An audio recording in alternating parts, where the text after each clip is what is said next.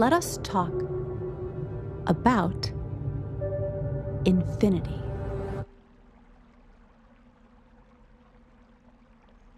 Imagine opening your eyes and finding yourself surrounded by water, and you cannot remember ever not being in that water. The first question you might ask is, how did I get here? You've always been there. What do you mean always? When did I enter the pool? You never entered the pool. You have always been in the pool. Okay, but where was I before I was in the pool? That's a false question. There is no before in which you were not in the pool. You have always been in the pool. Okay, but always, like, how long? Like, a billion years? No, a billion years began a billion years ago. Okay. But I must have been born at some point. What was before me? Oh, okay, so, like, what's our communication disconnect here? There is no before you.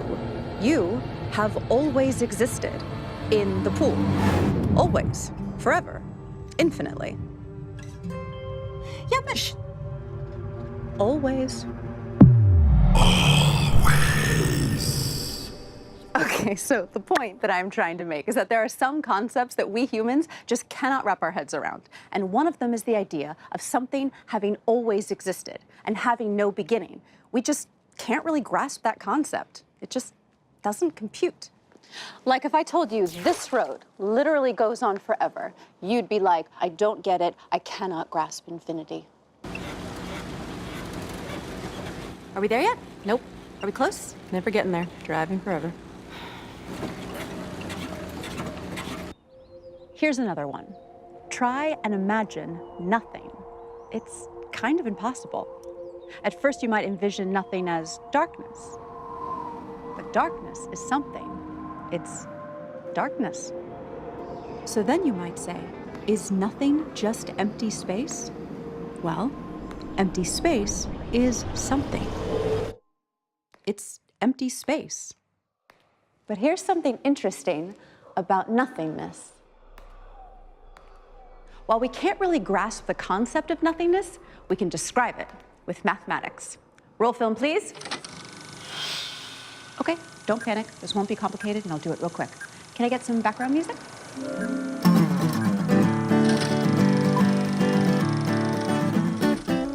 So there's this thing called set theory. And in set theory, everything inside a set is what exists.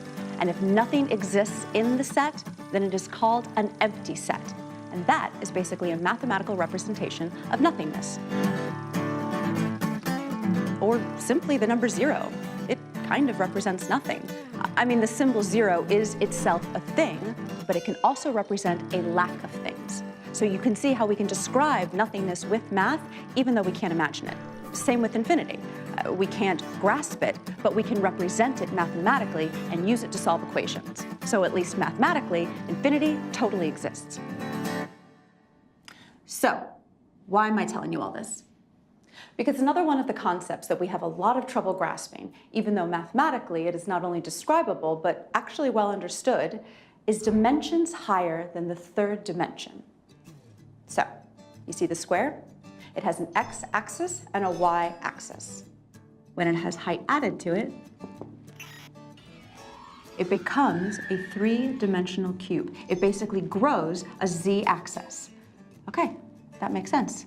A cube is a 3D version of a square. But here's some weirdness, my friends. Okay, listen carefully and just like flow with me. So, you can grow another axis to a 3D cube and get a 4-dimensional cube. Just like flow with me, flow with me.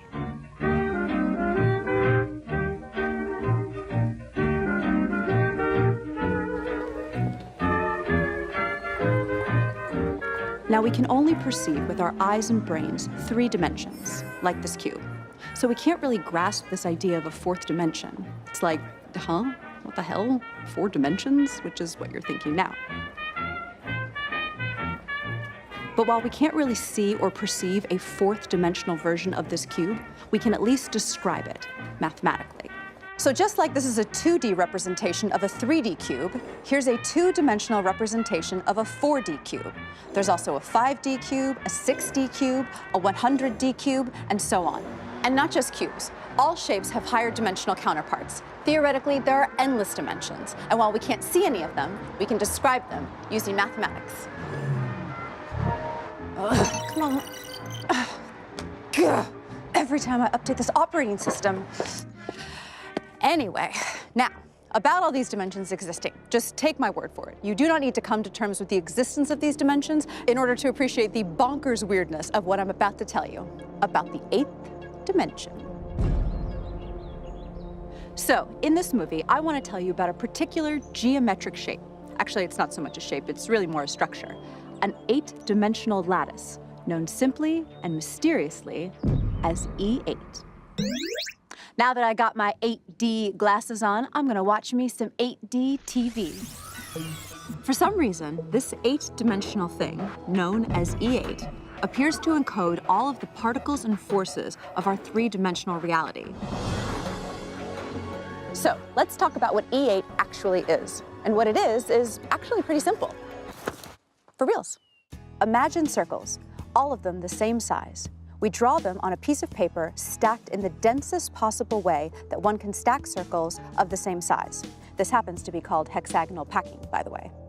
Now, let's put a little point in the center of every one of these circles. And now, let's get rid of the circles and leave only their center points. So now, we have something called a point space. This point space is one that represents the densest packing of 2-dimensional circles of the same size, right? Now, let's talk about the densest packing of 3D circles, or spheres. Again, all of them of the exact same size. P.S. We're totally pretending that these oranges are perfect spheres of the exact same size. So, the densest packing of 3D spheres is actually pretty intuitive to us. It's how we pack oranges in the supermarket. By the way, this is kind of weird, but it was only in 2014 that someone was finally able to prove mathematically that this packing of 3D spheres is actually the densest. Weird, right? It was like this big mysterious problem for years in mathematics that nobody was able to prove.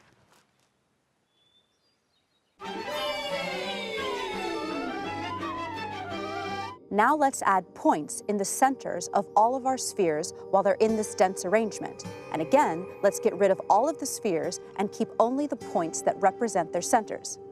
Okay, so now we're left with the point space representing the densest packing of 3-dimensional spheres. So far, so good, right? Y'all with me? Okay, so E8 is the point space representing the densest packing of 8D spheres.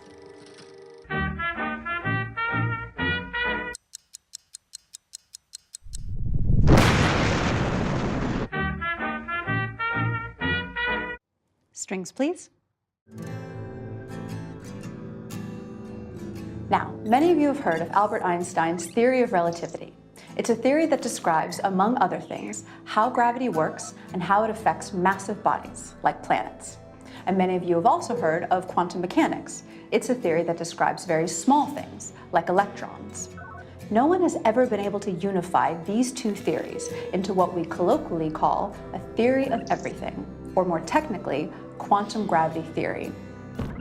But for years now, there has been a theory that has claimed to be a serious contender in unifying these theories. And you've probably heard of it. It's called string theory. Problem is, string theory has kind of failed. For years, it has been getting tons of funding and grants in academia, but it has never produced any successful predictions.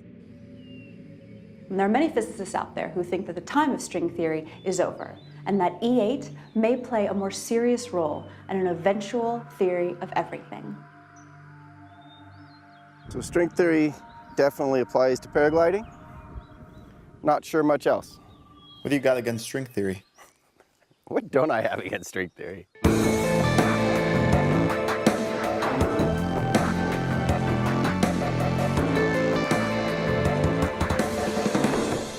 My name is Garrett Lisi, and I live in Maui because why would I live anywhere else? I was the person who first discovered a match between particle physics and E8. And when I first discovered it, it was so incredibly exciting. I knew I was going to be working on this probably the rest of my life. I came to Maui because I got my PhD in theoretical physics, and I thought about going off to do a postdoc somewhere, but pretty much everywhere I looked wouldn't allow me to research what I wanted. So I decided to split off to Maui and be a surf bum and work on what I wanted here. In the 90s, string theory was the hot research topic that everybody was going for, and I had looked at string theory and I just thought it was kind of far-fetched. I thought they were making a lot of unjustified assumptions about the way the universe works. It wasn't a bad idea when it started. They just overpromised and underdelivered. What did they promise? Well, string theorists promised to figure out a simple, elegant description of fundamental physics using a few simple principles, and they utterly failed to do that. They kept piling on more and more complications until the theory just got ridiculous. What would string theory people say about what you just said? If they're honest, they'd agree with me.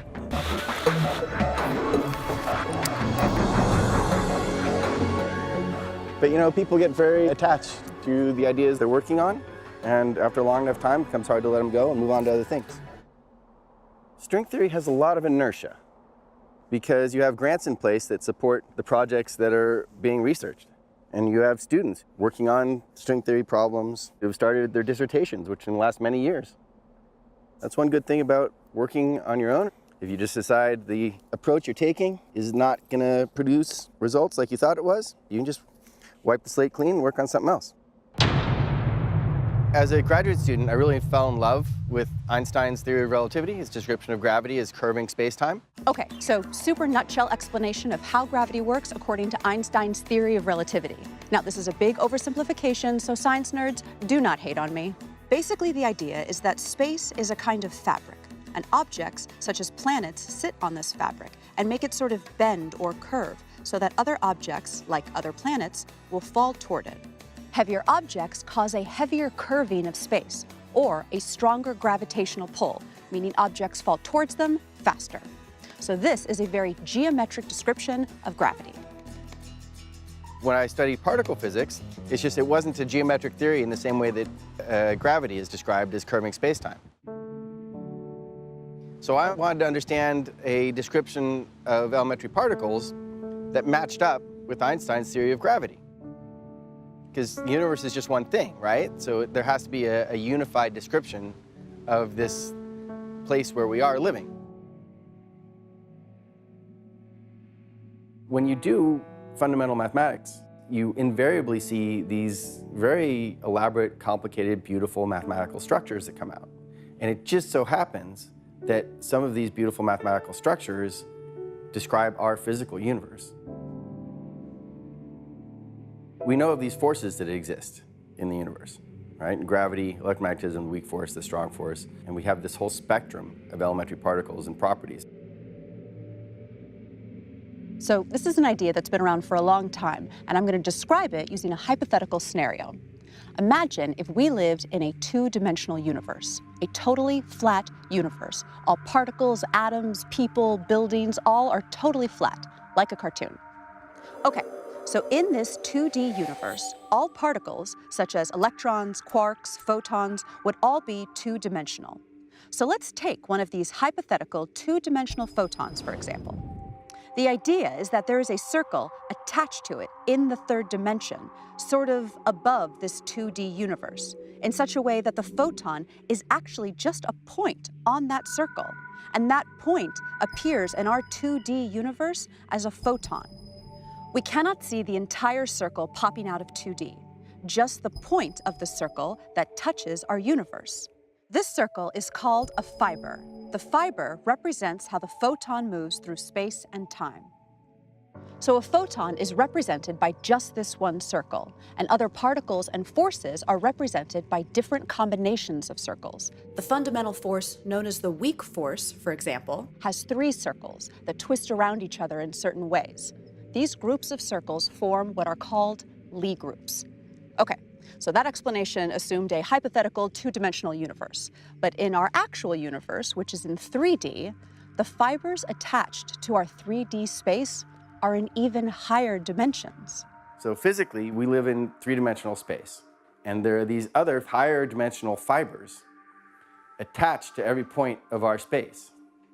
And as these fibers twist over our space in time, that appears in our space as particles propagating from one point to another. This is what all matter, all forces, this is what everything is. This description of particles is entirely geometric. All the forces we know of, they're coming about from the curvature of these fibers, the same way gravity is a curvature of space-time. And this has actually been known and standard in physics for over 70 years now. So this idea was exciting for a few decades, but then people sort of forgot about it and started working on string theory. But string theory, as you guys know, didn't pan out so well. So Garrett took a big step backwards and tried to combine the theory of these circles with gravity. And some interesting things happened.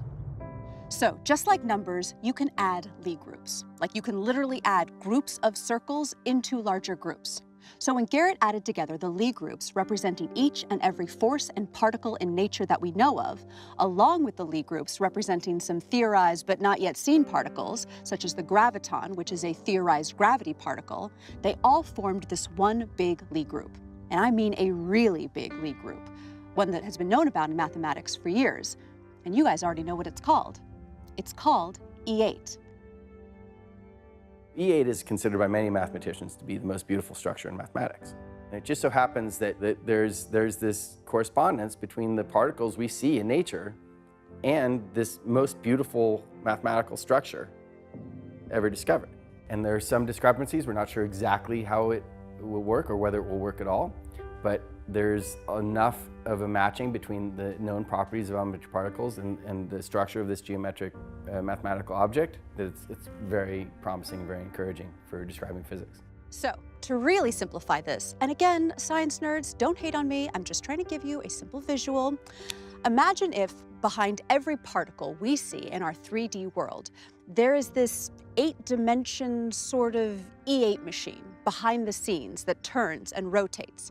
And when we view a particle in our world, we see it as an electron or quark or photon or any other thing according to what this E8 machine is doing over there in the 8th dimension and according to its orientation relative to our world. So all particles and forces and space-time itself can geometrically transform into one another according to the geometry of E8. So are all particles the same somehow? Yeah, they're all different fibers of this E8 Lie group. Well, that's just weird. Isn't that great? So it's weird and mysterious that a point space in 8 dimensions is so somehow fundamentally related to our 3-dimensional reality, isn't it? Yeah, that's weird. Yeah. I mean, it's wonderful and mysterious why mathematics works so well to describe our universe at all. Our physical laws, the fact that they're accessible to us, and that some fundamental bits of mathematics actually describe our physical world, that's really remarkable. Like we're living in a bit of mathematics that's come to life. I'm not sure about whether the empire has to be, but once you have the linear window. This is a theory which is documented. And then you go one step larger in the size of your tetrahedron, and then 10 steps larger, then 1,000,000 steps larger. All of the breakthroughs in physics have come from people willing to step outside the box and do something creative and radical.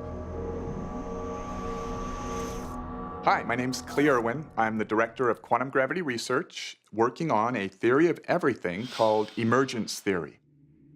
I've given up every other focus in my life. I quit my job as an executive years ago to focus on this every day with a team of physicists and mathematicians who work with me. Yes. What is reality? Is reality made of energy? And if so, what is energy? Is reality made of information? And if so, what kind of information? Is it binary, made of zeros and ones? Is the universe a binary computer?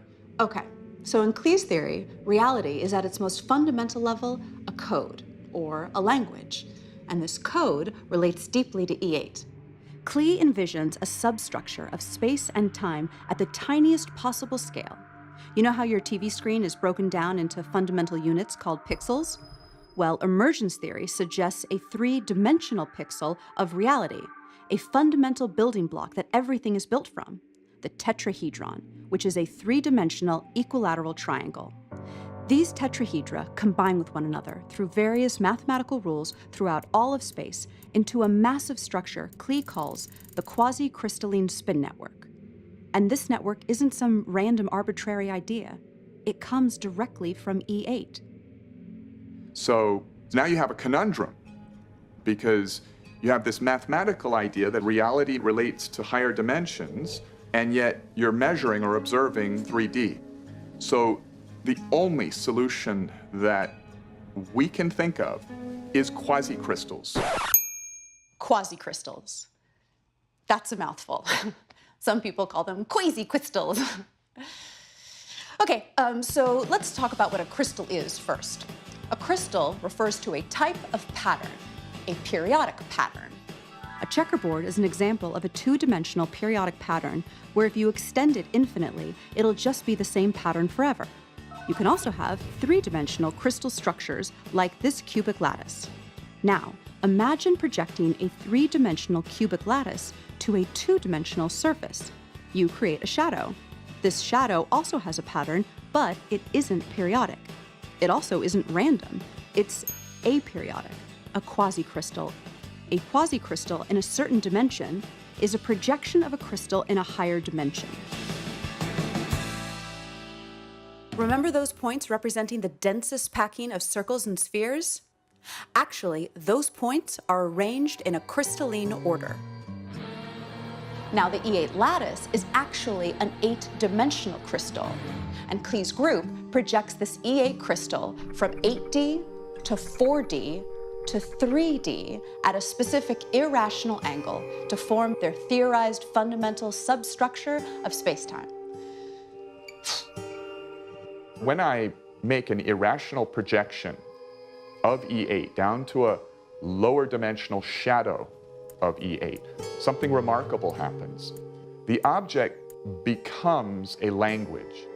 That is, it becomes a finite set of geometric letters, rules on how you can arrange those letters, and freedom within those rules, which allows you to express or encode information. So, this three-dimensional quasi-crystal... No, this is my line. So, this three-dimensional quasi-crystal is essentially a geometric code. A code composed of symbols which express meaning. And this meaning is reality itself.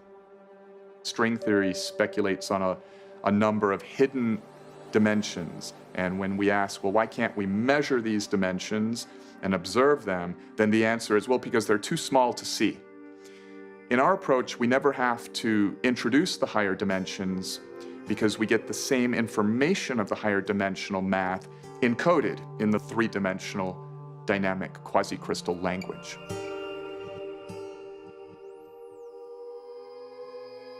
Mathematically, one can recover the information of the E8 lattice that encodes unification physics from the lower dimensional quasi-crystal.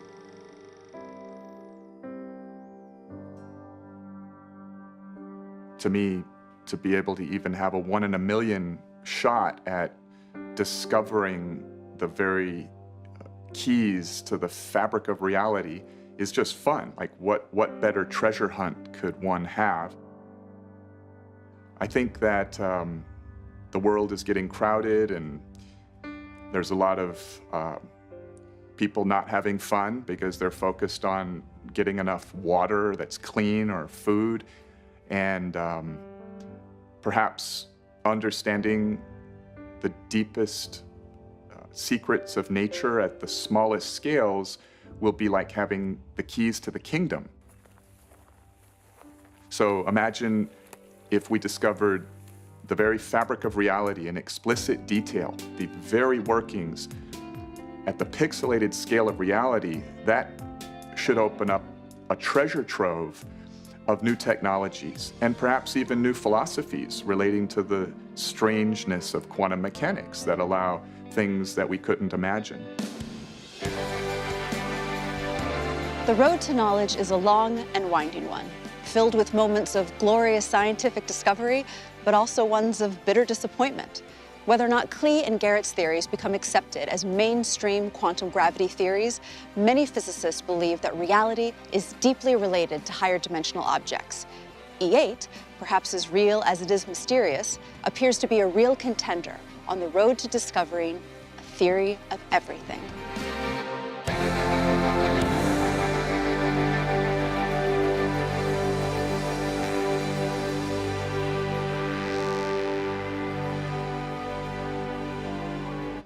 Hey, can you reward them for sitting through that whole explanation with like some 80s rock and roll?